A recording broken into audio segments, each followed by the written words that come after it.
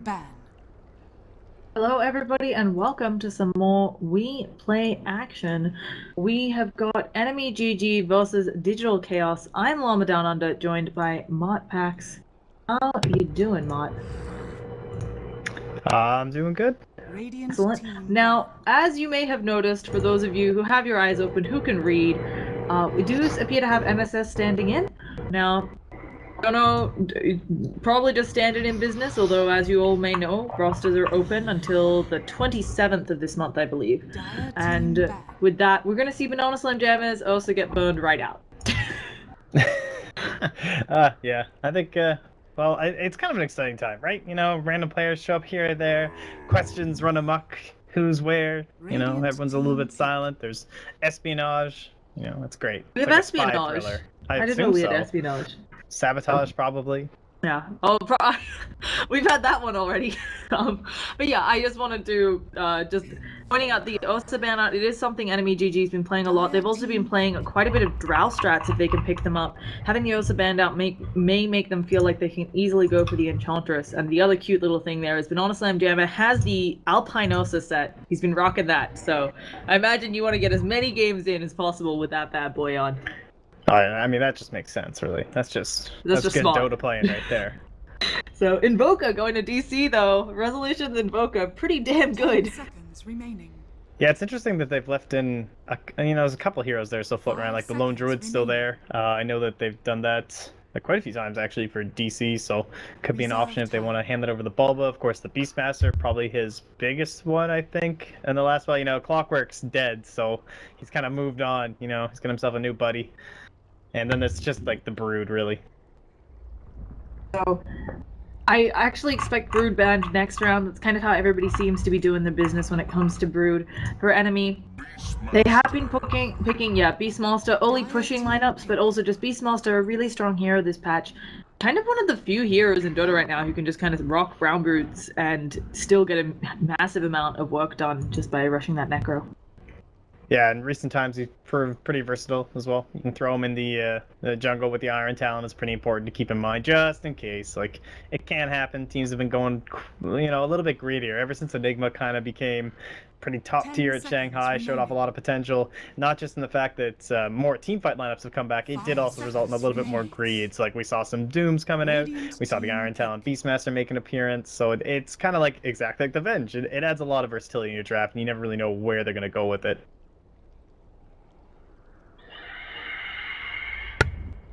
And speaking of not knowing where they're gonna go with it, Phoenix coming up.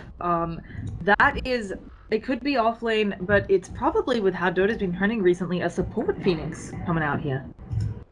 Yeah, more than likely. It's good up against early push, so seeing the Beastmaster and the Vengeful Spirit might have been something that kind of put it on their mind, but one thing that's left, well, obviously it's good against the Lone Druid, but one thing it's not too good against would be the Slark, which is kind of one of those BSJ heroes that not only made a great showing at Shanghai, but it's something that you can kind of bring into the mix up against the Phoenix. I believe MVP Phoenix, well, that's funny. Yeah, MVP Phoenix did the Slark up against the Phoenix, and so he would just kind of siege high ground, back out, regen up, and go right back in. Radiant team ban.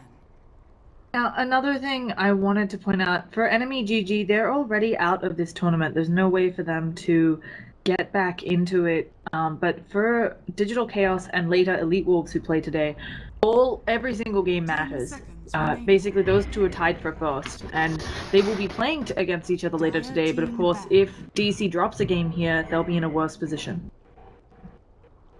Oh, so they're just kind of playing spoiler here for EnemyGG then, are they? Yeah, I mean, I'm really happy they played it out.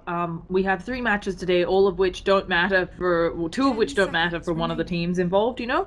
But I think it's really good that they play it out. And also, just some rumors floating around in the North American scene. Because of Shanghai and so on, it's been really hard to get scrims. So I wouldn't be surprised if teams are like, hey, at least we have officials, let's get some Dota done. Yeah, makes sense. Last ban, they're going to take out the rest of the Wombo combo. I'm alright with that. Get rid of the Tide, get rid of the Void. Good synergy up with the Phoenix, and speaking of which, that Enigma, he is still there, but we saw a couple teams do Enigma Phoenix. I was surprised, because Phoenix you would think to be maybe one of those greedier supports, but honestly, just Max Sunray has proved to be effective enough on its own that you don't even have to be so worried about that whole Midas into Egg, so you can get the higher levels. It's all about that Sunray, man. Yeah, that thing is doing mad work, as you talked about. Just 10 that pure seconds damage, remaining. really painful for enemy. As you said, they can 5 still push. seconds They can go remaining. for some other strat. The Chen is also still out. I think maybe Reserve DC time. assuming there isn't space for it, but enemy actually run a lot of Chen. Yeah, I mean, Enchantress is still there as well, so if they maybe wanted to grab that instead, only because if you go Chen, then they'll go Enchantress, and then it's kind of just like, oh crap, like it's kind of one of those annoying situations where she just kind of grabs your creep. And all right, well, it looks like it might just be a little bit more push, you know. Also good against the Invoker in the mid, so. Yeah, now for enemy, this is looking like some real classic business of theirs. I've actually seen a draft recently of theirs where they finished this draft up with a Drow and a Chen, and it hits hard super early. Your towers are gone, your heroes haven't come online. You know, your Phoenix might not even have a level 6 when they're knocking on your tier 3s. But hopefully for Digital Chaos, if they win the laning phase, obviously a push strat isn't going to work. And for enemy, they might want something more flexible, because if they go all in on this push strat, it's a best of one. It doesn't have space to work after about the 30-minute mark. 10 seconds. Yeah, it's true. remaining. At least for now, they still have, you know, like the Vengeful Spirit. It 5 might not be a seconds core. It could remaining. be moved over to that support position. To me, it kind of feels like a core right now, only because of like the whole potential Reserve synergy that they've got test. working with, and Yeah. well, they will grab said Radiant Enchantress, so team pick. it is nice for them. The question is, do you feel like going for like a Chen to kind of counter against that? Do you want to go for the Enigma to add in a little bit of your own greed? Or are you just so set on just like this being a support Phoenix and this being, I would assume, like kind of that 4-role supporting Tusk who's going to be helping on the mid lane, combo up with the Invoker, and just You go say into like a magic based or attack speed core? You say greedy with the Enigma, but I actually think in this 10 game so seconds far, remaining. enemy doesn't have amazing ways of punishing it. Yes, Beastmaster could send the Hawk in to try and get 5 an idea of what's seconds happening remaining. in the jungle. But Enchantress probably going to have other things she needs to do in that lane, and going in to Reserve deal time. with an Enigma blind into the jungle, it's going to be the Brood because she wasn't banned out though. But going into deal with an Enigma in the jungle kind of blind with only the Hawk vision against a Tusk and an Enigma, I think is a really risky business. Add a Broodmother into this, and suddenly enemies' lanes, I mean, Venge +1, maybe they can try to put the Beastmaster against her? How do you deal with her? Remaining. I don't know. It's pretty surprising it gets that far, honestly. Especially when Bulba's 5 drafting. Like we seconds talked about at the remaining. very start. It's like Beastmaster, and then the next one that comes to mind for me immediately would be the Broodmother. So it's Reserve potential time. that they might think that they can kind of race it a little bit. The issue becomes, even if he has a somewhat decent start, like just the slightest okay time. Maybe he doesn't die, doesn't even get a kill though, but if he's doing all right in his lane and you leave to start your little bit of a group up in your push strategy, he's just going to be evenly trading with you like the whole way. And now you kind of have this pressure of like, all right, now do we go for like the hardcore brood counter? Like, do we have to find something to match up with him against in lane? Do we go for like a bristle that we're going to have to put our whole lineup around? It could work. Do we go for like the core axe? I saw it just in a game, I believe that was this morning, which is pretty fun. That's always a classic with the Tidehunter already being banned out here. Yeah, also with the pickup of the Phoenix and the Invoker, the Enchantress isn't nearly as strong here. They have already got quite a bit of pure damage. And I just think it's interesting. I definitely feel like Digital Chaos, banning out the Osa, knew that their opponents could pick up Enchantress easily. Sven gonna be what they next get rid of, so aware of the early push. And for enemy, Yeah. I'll be interested. I wouldn't. What were you gonna say? I was gonna say the typical pick here is just gyro. It's just like that's kind of like your default. If you like, let's say you have no reserve time left, I think you're just like, oh, we'll just go gyro. But they're taking their time because I don't know if I feel so comfortable with that, just because like the way that Tusk can get on top of you, the Phoenix Egg doesn't have the best range to help deal with it. They're in a little bit of a pickle here.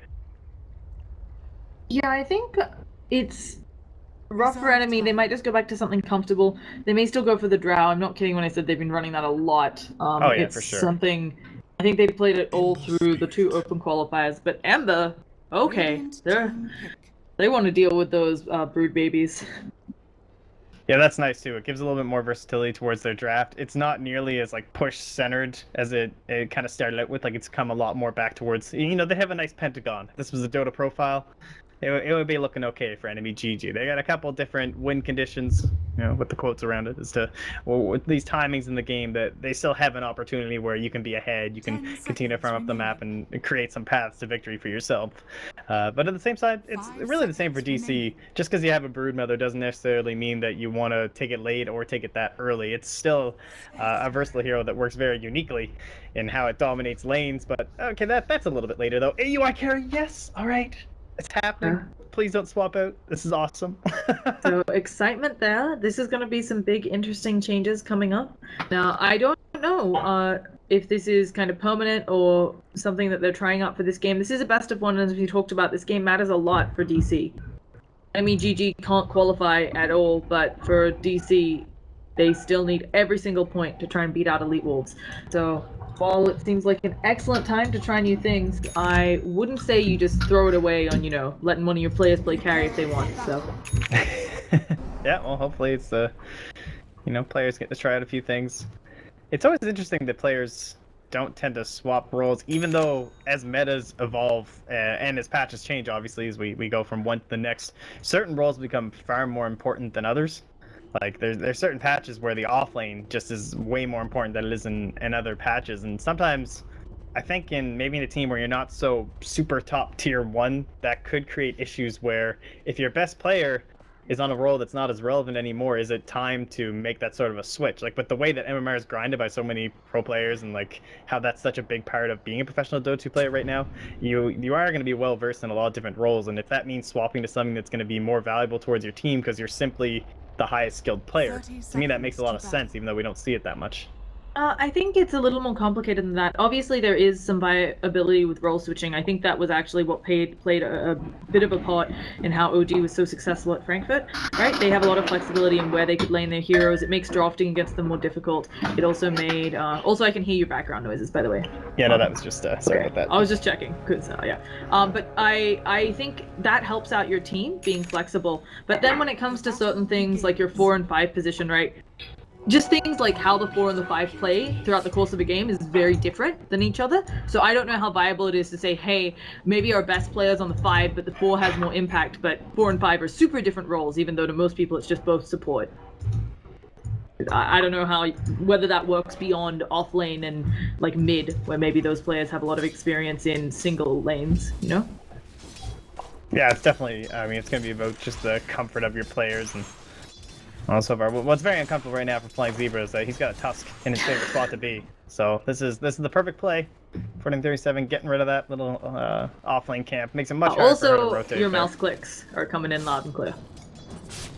That would be... Jeez, TeamSpeak, please. Yeah, sorry about that. We probably just need to adjust the mic thresholds. We'll give Up Packs a second there. No worries, first calls of the day. Just means the next ones will be more awesome. Sovereign having a bit of trouble, already had his ball killed, and a nice shards block, although MSS takes a lot of damage there. Not really where he wants to be. So he's gonna take a bit more damage than Sovereign. And meanwhile, in mid, it does look like Resolution a little bit low on CS, but the wave is pushing under his tower, so he should be able to catch up here.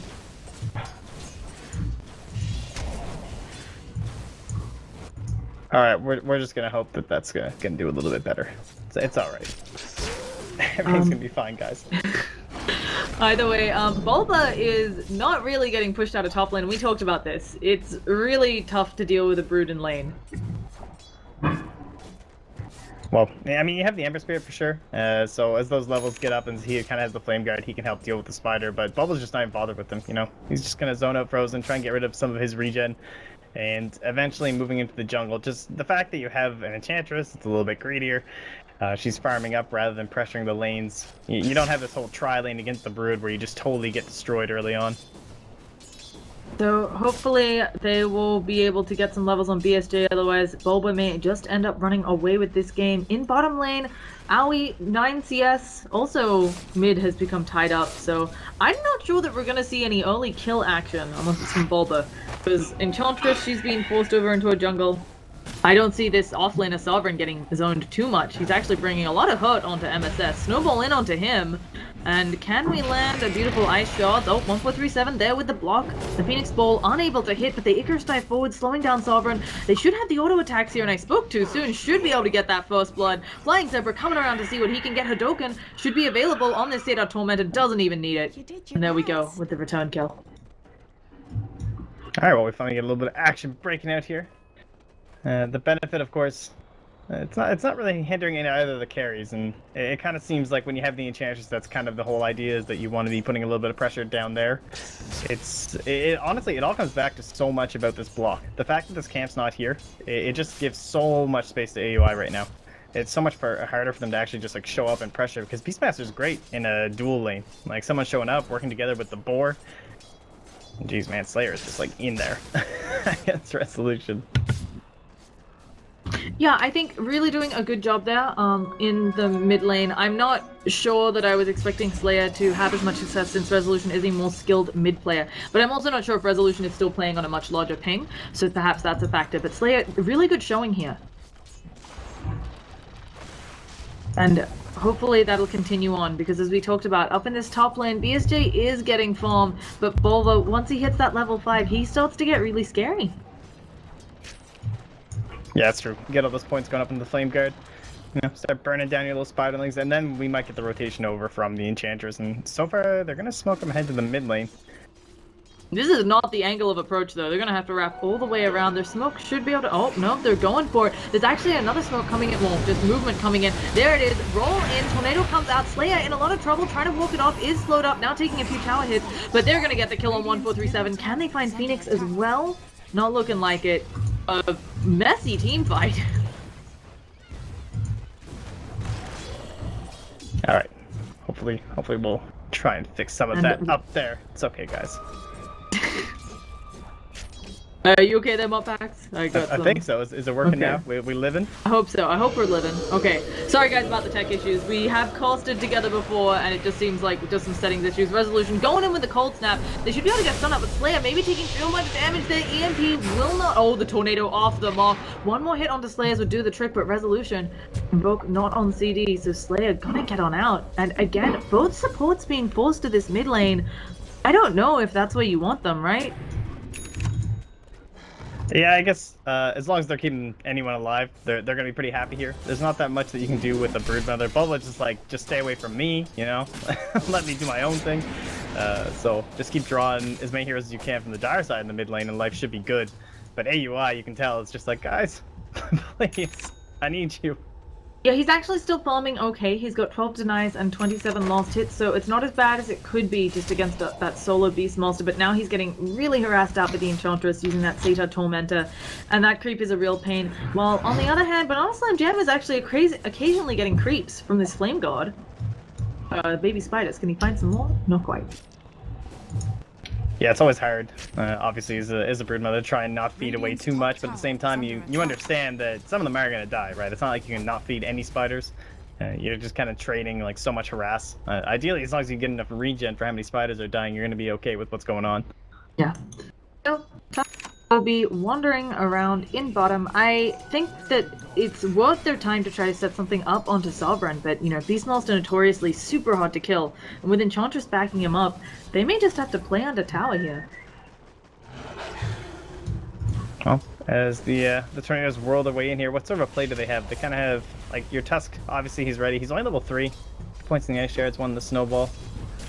There's not that much they can do quite yet, but AUI is almost up to level 6. So when the Haunt comes out, you definitely have some possibilities for the rotations. Like even into the mid lane, if the supports were to head there, suddenly your Spectre shows up, and you can turn those Haunt ganks into a push potential.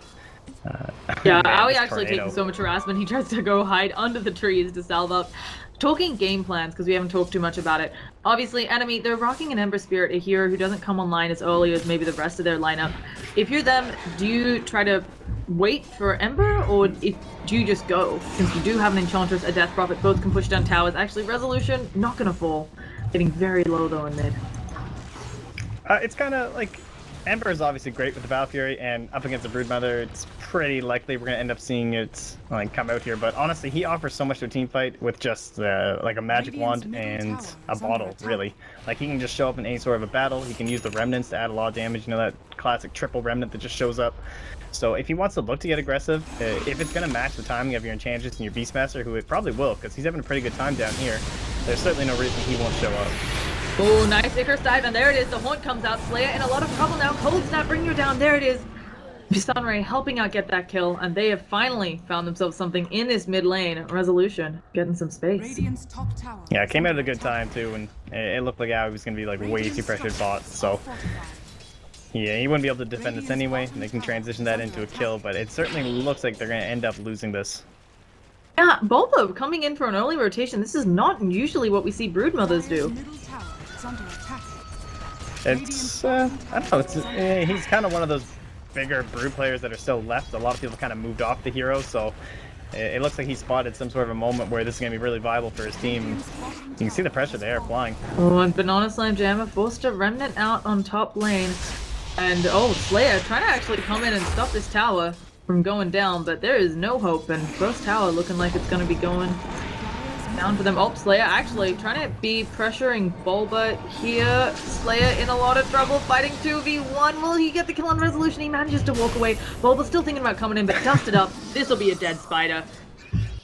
Yeah, Bulba hanging around pretty long there considering he didn't have the ultimate. A little bit surprising. He's building right into that Orchid as well, so you can tell that max spiderlings, it's going to pay off. Up top, Aoi showing just how strong that Desolate can be. No points in Dispersion yet, actually. Just maxing that Dagger and the Desolate, deciding that he's going to bring some hurt to Banana Slim Jammer. Yeah, it's nice in two ways. Not only does it help for these situations where he's dodging the big push coming out from like that Beastmaster and the Enchantress that he saw bottom, because I mean, really, how's Dispersion going to help anyway? He only wants to be there when he's outnumbering. Like he's not really like man fighting all that much now. And of course, the big benefit is just the fact that it works while you're farming. Yeah, it's so solid when you can burst down those smaller creeps first and then work on the bigs. Leia in the mid lane in a lot of trouble. Snowball, and there's no way out here. Death Prophet going to go down. Flying Zebra trying to help on out. Not working so much. I'm actually going to give you a call on Skype because it looks like we're having some TS problems. So let me close that one out and I'll get right back. Hopefully, guys, this will fix some of the audio issues that we're having there. Hello. Hello.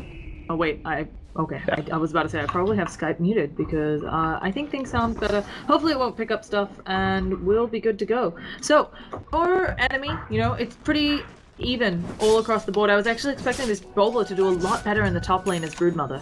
Although he is, you know, top of the net worth chart since a bunch of people are clustered. Yeah, I think he just saw the fact that BSJ obviously has the big points in the Flame Guard now. He doesn't want to... At that point, you are just going to be feeding Spiderlings. Like, he can just Remnant on top of them and there's nothing you're going to be able to do. So, move into the lane, apply pressure elsewhere. It's going to give more space to BSJ, but in the end, you're just going to hurt yourself if you stay up there with all the spiders.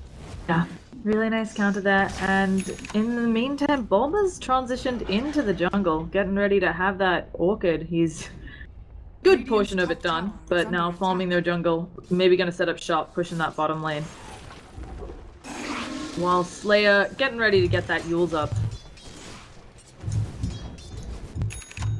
Alright, well, it's just like so poor. I guess this is kind of what Tusk has become. It's really interesting. Tusk has fallen off a lot as a hero that we were seeing, and so I was a little bit surprised they picked it here, just because he's super unpopular right now.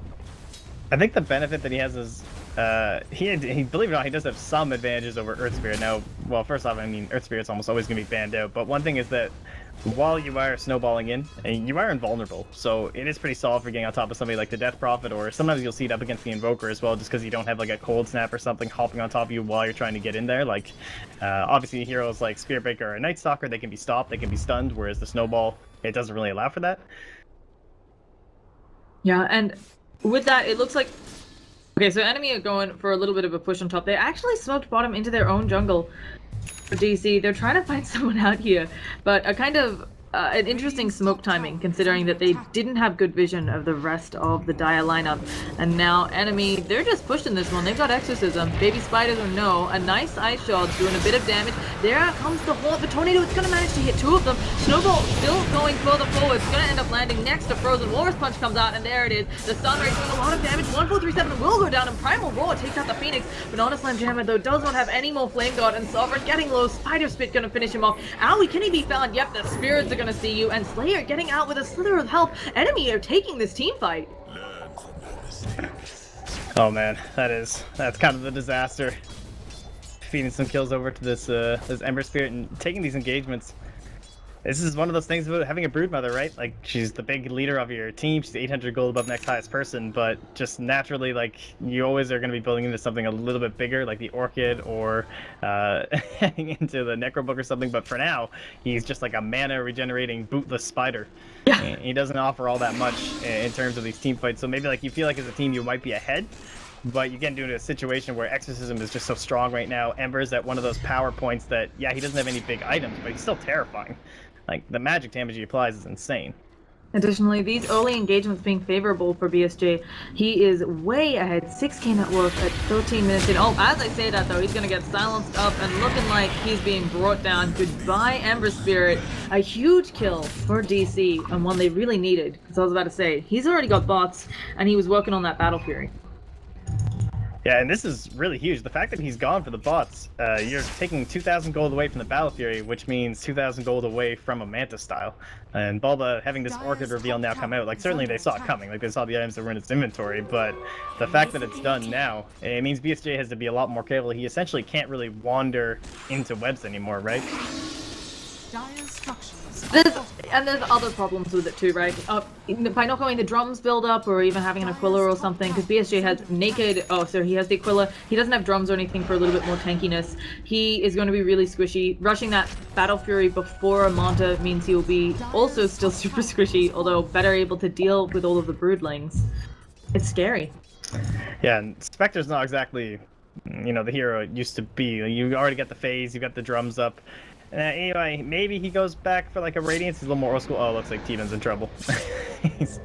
He's a little bit surrounded here. Yeah, they are diving super deep. Searing Chain's going to come out. MSS now, Primal Roar, isn't able to get off that ult. No mana for it. Haunt comes out. Frozen taking a lot of damage, but it looks like, oh no, I lied. I thought they had good coverage. Actually, they canceled TP from Aoi. Now he gets Searing Chain stuff. EMP gonna get coverage for all of them. Frozen should go down here, but a lot of people not making up their minds there. And Bulba still trying to chase. Searing Chain, Sleight of Fist gonna stop him. They're actually trying to get the kill off onto Bulba. Axis comes out. He's trying to move away, but no, the last impetus shot will kill him.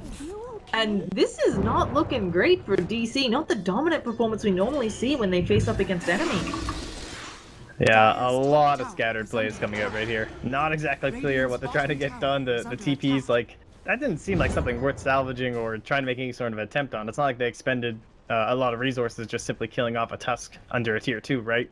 Like, was there really any sort of a counterplay there? Maybe if the, like, everyone got fire spirited and there was an egg. I don't even know if then. It's only 5 attacks right now. Yeah. Also, well, Phoenix does end up picking up Robo the Magi, but obviously Phoenix here has a lot of trouble getting all of their spells off. So maybe that played a part, you know, TPing in and then trying to egg. You don't always have enough mana depending on where you were coming from. But obviously for Enemy, this is off to a good start. And I really want to stress that Enemy has a really bad win rate versus DC. DC kind of has their number. Oh, I actually didn't. Do you know what it is? It must be pretty low. I don't want to say it's none, but for a while there, it was none. You know, they had not managed to win a game against DC.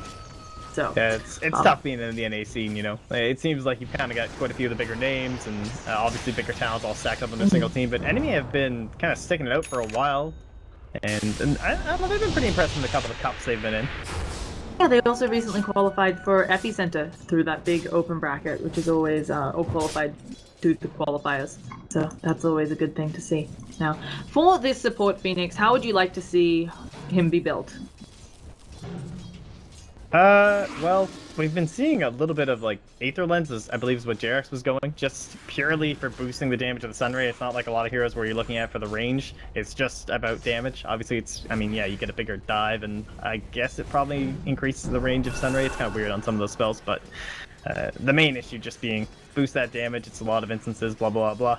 It appears he's looking towards a Veil, which is also really solid. Probably one of the better heroes on the team to pick it up right now. Going to be helping out the Invoker, helping out the general spells that are being thrown out from 1437 as well. So I'd be okay with that. It gives really good stats, honestly. Yeah, Veil, very cheap for all of that int. It's super cost effective, and also the health regen, right, on a Phoenix, someone who has a couple of spells which are like, hey, let me trade my life for Ire or whatever. But they're smoked up again on DC, trying to find something. They're not super far behind, 2,000 net worth deficit, but I'm sure they can feel it. And Especially here for Resolution does end up going back to the mines. You got that kind of late. They're actually going to catch them out. Okay, this is just the end for these enemy heroes. Even with Untouchable, Flying Zebra will be brought down. And what was that rotation? That was this ward lying just because they were invis and smoked up, and enemy not quite knowing what was going on there, so they end up getting a feeding a little bit of pick off there. Somewhat unfortunate because they felt secure, right? They have this nice vision in the mid. They're like, all right, Spectre's there. They're probably camping behind her, and suddenly you wander in the jungle to try and set something up with your Beastmaster down on Bulba, and you're like, oh. Alright, it turns out they're here, guys. Yep, and you have to be careful. Aoi, he's already got 3,000 gold saved up. Working towards that Radiance, it looks like. Certainly going to be something that helps knock out the Flame God, but in the meantime, MSS taking a lot of damage from creeps. BSJ just almost brought down that Phoenix solo. Oh, and he's gonna get the loss in the tower. There will be a snowball in, but no Walrus Punch soon enough for the Remnant away. Alright, so what's it now? He's sitting on that Perseverance. Oh, okay, he actually hastes in, gets silenced up, and I think this will be the end of this engagement. But again, a lot of movements on both sides, as if players aren't quite able to make up what they want to do. Alright, well, decisions made now for enemy. They're even gonna expend the Exorcism for this. I think it's the right play. They need to do it fast. I think, obviously, with not only the spiders coming over, but they have to have some idea that, hey, we just all TP'd bottom, there's nothing to push, where else could we be going? Yeah, they're gonna see MSS coming in, though. They know the counterplay's coming. And look at those 4 baby spiders gone. They actually get the Aegis. It's already up onto Ember. Primal Roar comes out onto Resolution. He is going to be able to invoke a spell here. Here comes the Phoenix. The egg goes out. Do they have the auto attack? They're not attacking it. Nobody's focusing that egg, and it looks like it should explode. One more hit, unable to get it from Flying Zebra. That goes off, but it's not going to be enough there. And that is going to be a huge big team fight in favor of DC, finally getting themselves one. Flying Zebra still being chased down there. Aoi going to be going after him, but they won't be able to catch the Untouchable debt. Yeah. Man, that egg, that oh, the Necro, run! I think he's living. He's got the move speed here. Bulba's here to save the day. It's okay. All right. Got him. No, that was crazy. He did hit a ton of fire spirits. It's so hard to tell though, just because they're all kind of burning to the fire at the same time. But even with the aura from the Beastmaster, it just looks like they couldn't quite get it. So perfectly placed egg. It turns out to be the fact that you've got the Invoker there while the egg's running as well does really help, right? Because you can control up some people, ensure they can't attack. And MSS setting it all up there, showing the power of that Phoenix. No Sunray required. And I think also they get the tower, unable to get the deny there on enemy. This is usually what we see happening, just slight outplay coming out there from DC. Also, of course, that got Aoi up the relic, maybe even the whole hog? No, just the relic on the way to him. But he's only 1,000 gold away from having that Radiance up, and considering what a pain that bottom lane was, really impressive farming coming out there. Yeah, it's a little unusual to be going back towards the Radiance, right? It's not exactly the most common thing these days. Obviously, pretty big impact coming in from Badman. It transitioned into the pro scene as well. But once he didn't have the urn, you know, it kind of makes you wonder, like, oh, I guess he's not going for the more typical, not going to be going into the diffusal. It's going to help out just with the general right clicks coming out from Flying Zebra as well. Definitely not going to want to be picking up an MKB anytime before like 40 minutes or something like that. So it's unlikely anyone's going to be helping to deal with the Radiance burn, and then really what's left is, I guess, some sort of physical defense of their own, right? For the side of DC, you're dealing up against Exorcism, a lot of physical damage just coming out from the general aura from the Vengeful Spirit, the aura from the Beastmaster. I'd like to see, because they don't even have, I don't think, right? They don't have a mech, so a few components still missing here, and it will be the Veil for MSS, so at least he's helping himself out. Yeah, it's gonna be interesting, as you said. They're don't. 1437 probably going to end up being their mech carry, but it's going to take a while. He also has a bracer up, so maybe going to be a second set of drums so that after the first set is out of charges, they can have another to buff up their pushes. There comes Slayer going in with the Exorcism. They do have an egg at the ready, but Invoker pushing top Bulba, just making more baby creeps. Has to be careful here. A Crypt Swarm may just kill them all. No, it's trying to get the deny. Will be unable to. And with that, nice, easy tier 2. It just doesn't quite feel like they're ready to push and, you know, fight into them. And there's no surprise. You're waiting for the Radiance. Don't take a risky fight right now. Get that up first. And the more enemy can push right now, obviously, the better position they're going to be in. As they can get as many objectives as they can before that does end up happening. But they're on pretty big timers. Every single time they want to be using Exorcism for that little bit of safety. Looks like the initiation mid. Yeah, they're going for the roll-in onto Slayer. Oh, the ice shot should be able to block her out, but she moves so fast. Invoker coming in as well. Resolution should be able to help them get this. Yules comes out. Where is the rest of her team's backup? Frozen gonna come in. Can he get... Nope, nothing he can do at all. And with that, Death Prophet goes down. And I mean, it's rough here being a Death Prophet. A lot of teams have figured out how to play around her, how to burst her down, and there's more AoE coming out. Is the Radiance live? Yes, it is, and they're going to actually just finish off Sovereign. Frozen managing to walk away, though, does have an earn charge up on him, but the heal from Flying Zebra, will it be enough? AoE thinking about going for it, but they're going to back on out. Take the safe place, Sleight of Fist, Searing Chains, does manage to hit on 1437. And BSG, he does have a Battle Fury, but not quite the damage to back it up yet. Going for a play again there. Resolution just auto-attacking him. Look at the chunk of damage coming out of him. Is under attack. Man, that was so well played by DC, honestly. Like, having that ward up, they played it so cool, as if that ward was not there. Like, totally pretending the Venge wasn't there until they had that nice initiation right there from Resolution, going in with the Haunt at the exact same time. That was some impressive stuff. The synergy's back, you know. Early game we were kind of talking about how it didn't seem like they quite had it going on the right, you know, kind of path there. But it's coming together now. You got your Radiance, all the tools are available. And they are playing with a stand-in. There's not... You can't underestimate, like, whether it is something that they're actually trying out for a roster shuffle or not. And I'm sure these players have played together, but there's a big difference between playing with your regular guy and a stand-in, even if it's someone you're trying out new. So maybe it just took them a little bit of a while to get on the same page. Either way, Enemy, they still do have strong group up, and that's what they're going for again. Can DC get the team fight they want here? They got Fire Spirits coming out from that Phoenix. Exorcism is popped. And again, Resolution just pushing that top lane. Not wanting to be involved in this at all. I mean, look at MSS, he's like, I got this, you know. Yeah, he's actually, until they all got eaten, he was doing a really good job of defending with those babies. Dodge coming out, and it should just be another clean tower, although considering the Resolution up there solo gets the trade, pretty good for them. Exorcism's gonna be down. They're gonna try to go into that fight knowing Exorcism should be coming off soon. Slayer diving deep for him, but 1437 already taking a lot of damage, and the Phoenix Tech actually put way in the back line, trying to give them some sort of retreat. Horn comes out from Alley, but Resolution taking a lot of damage from the ball. Ball will silence up as well. MSS is back, throwing out wall balls, and this should be the chase down that they have here. Flying Zebra on the back lines, but Veil comes out, and she is gonna burn down. It looked like such a good setup for Enemy. Yeah, that was a solid display of what Phoenix and Tusk can provide you. Like, they're a little bit slower in the mid game, but one thing that's been missing quite a bit, honestly, lately in a lot of professional squads and teams is that we've kind of moved into so much of a team fight meta and so much of a pushing meta where you're all grouping up, staying together, buying lots of auras. A lot of these catch heroes have kind of come and passed. Like, obviously, you know, Clockwork's one that really comes to mind when you think about going after somebody as they're escaping from an objective. But you just saw, like, just using the snowball, just using the dive, the way they can position a team fight that's advantageous as the Exorcism's ending. Enemy weren't ready for it. I mean, BSJ had already started TV out. Now he's ready to come in, and they just took that fight from DC. So got to be a little bit more cautious, it seems, as they're going to be, for, you know, actually retreating from these pushes. And as you mentioned, just playing perfectly around those timings, knowing that the Exorcism was coming off of cooldown. Also a good team fight to take, knowing that the Aegis was down, had gone down a bit before that fight. So just good engagements all around. So DC gonna start pulling towards a lead. And I mean, they have Spectre, Broodmother, and Invoker all way above the Death Prophet who's coming up next. Not to mention the Beast Monster who, actually goes for the blink over finishing more Necronomicon books. Yeah, and this has to do, I think, with just Bulba, right? Because he's the one who's going to be building up this AC, which is going to be a humongous item right now for DC. The impact that it's going to have in every single one of these team fights, and just the fact that they don't really have that much natural catch. It's essentially just the Ember Spirit, but you need somebody to follow up because Ember won't be enough on his own.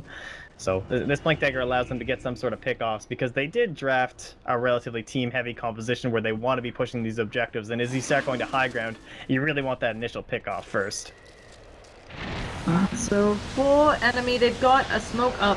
They could certainly try to find a pick here, but even with Hawk, their vision, they've got some in the Dire Jungle, but all of this side of the map is dark and they're not super sure where the heroes on DC are to go for smoking. That's so tough too. Like, if you want to start looking for AUI, you have to assume that the supports are going to always be like kind of nearby and lurking. Bulba, yeah, he might be on his own, but obviously he's very slippery, using the terrain to his advantage, and They really have some great initiation range. It's something that has kind of been reserved a lot for their Spirit players lately, but MSS can swoop in, the Tusk can kind of roll himself in. You have the save from the Roar too. There's just so many factors right now that are making this so much harder for Enemy than I think they might have expected. Yeah, and obviously you mentioned that some of the heroes are very slippery. You've got the added issue of they can easily initiate back onto you with Haunt. Maybe you try to catch out the Phoenix, the egg goes off, buys time for the rest of DC to come in, even if the egg does end up dying. It's a very difficult team to go in for single pickoffs on, just due to how Spectre works, and unfortunately, as the game progresses, goes more and more in favor of this Spectre. Yeah, now the question kind of becomes, like, what can they do to actually break into some sort of a high ground here? They're gonna have the 10-second BKB on Slayer, should be one of the tools of the, you know, a little bit new. And so on Banana Slam Jammer, he also went for BKB as opposed to the Monta. Yeah, so this is a really big timing for them, and they are creeping up a bit here mid. It's gonna be so hard to force the issue though. Like, they have an Invoker and a Broodmother, who are just gonna be splitting these waves, not to mention a Radiant Spectre, which is something that, you know, these Diffusal Spectres haven't been quite as good at pushing out these side lanes. And it's easy peasy for AUI, just sends the illusions down from the Manta. Yeah, really good timing on that one. So they're moving around. They're gonna smoke up. I don't believe Vision saw any of that, and so maybe they'll find something. They should know that's an Owie illusion. It's like they're just gonna try to go for the jungle. They really, I think the last thing they saw was Vision of Owie here, and maybe that's where they're gonna try for, but Owie just TPs away, and it doesn't look like Enemy are gonna find anything here. They know they have to force the issue because of all this split push, but it's just so damn hard. Even with the Hawk providing this vision, the wards that they've had, it seems like the game sense from DC is there, but oh, AUI, so close. Oh, they're gonna go for it. They're going in onto Owie. They have the Primal Roar. There's gonna be a bots in. Oh no, what just happened there? Owie, they're still trying to attack him down. Sovereign already taking a lot of damage. Owie gonna be repositioned back. They will get the kill on him, but Enchantress down. Now here comes the Sunray going in on the backline. Did they lose 4 in this gank attempt? It was not worth it, and they do. Everybody except for BSJ going down, and only because he couldn't come into that fight. We got him, guys. He's dead. We did it. A almost 2k gold swing in favor of DC, despite losing the Spectre. And BSJ with only a BKB and a Battle Fury, I don't think he has the damage yet to defend high ground.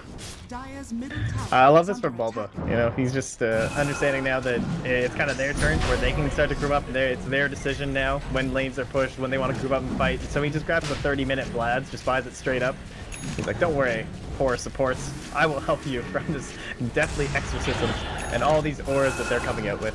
Yeah, it's really nice to see someone... Bulba, obviously a very, very skilled player, but it's always nice to see players realize sometimes you need to go items for the game and not just kind of what's generally good on your hero. So really itemizing well, and they'll get this tier 2 easy peasy. Probably finish up the one in mid next and then high ground with the Aegis. There's just not many more options for Enemy unless there's a big overextension and BSJ gets a huge influx of gold. Yeah, that's the big key right there. Has to be some massive play from BSJ. You know, you're getting into those crazy like crits, holding out the base eventually into kind of rapier territories. Essentially, like they might not be there yet, but they're closing in on it if they can't force and achieve some sort of pick off here just using their lineup. Because like the Agnum Scepter from Flying Zebra, that could just be one single team fight away, honestly. Same thing with like the final level of the Necros, the Mechanism finished on Frozen. They just need that one fight for a lot of big items. I just don't know if they're gonna get it. Now speaking of big items, for Enemy, they can... I mean, you mentioned going Rapier on BSJ. I think there's still room, or space, time, I guess is what I'm saying, for him to go the safer route to get up the crit stick. Oh yeah, but... you need that first, for sure. Yeah, but it might be something where they are looking like they may have to spend part of this game defending against supers in a lane, since the push will be coming out of DC soon. I do think Enemy's lineup will do well against that, though. It's strong, but at the same time, they have one guy that can really D-push, and they have 3 like super active split pushes on the side of DC. And now, mind you, that might end up creating some sort of a possibility for these ganks, right? Like you can get this Blink Roar or something like that on. So that might be an opportunity they can actually jump up for Enemy, but if they play it right from DC, that really patient kind of slow roll just outside on that kind of the arc outside the base, it's going to be very difficult for solo BSJ to try and handle that. Yeah. Phoenix working on her Shivas, and Banana Slam Jammer's illusions of just casually farming the jungle. Phoenix doesn't care. We actually have a snowball in deeper. I think 147. No, the horn comes out. Bulba going in, gonna manage to motor down Sovereign, and BSJ taking a lot of damage. He has to actually grab it back into the fight. He's gonna die. One more auto attack. Flying Zipper getting low tornadoed up in the air. She's gonna fall. Slayer the next one in the list, and now the only one alive, Frozen. They are chasing him down. Snowball in, and he is blown up. And this should easily be a Rax in bottom, maybe top 2. Yeah, there's no buyback from the Death Prophet. No, she's not even close to taking over or anything like that. So, well, you mentioned they might have to spend part of the game with at least one lane of supers. Yeah, they're just going to call it. Yeah, so Enemy, they are unable to take this one. This leaves DC, I believe, tied up with Elite Wolves, the team that they will be playing against next. And as we said, these matches super important for Elite Wolves and DC because there's only one spot who gets through to that land. So I'm just going to take a look at that. So for the total standings then, how many more do they need for DC? No, so now DC and Elite Wolves are now tied. Right. Next game is DC versus Elite Wolves. So, Okay. assuming that they both win all of their matches except, of course, the one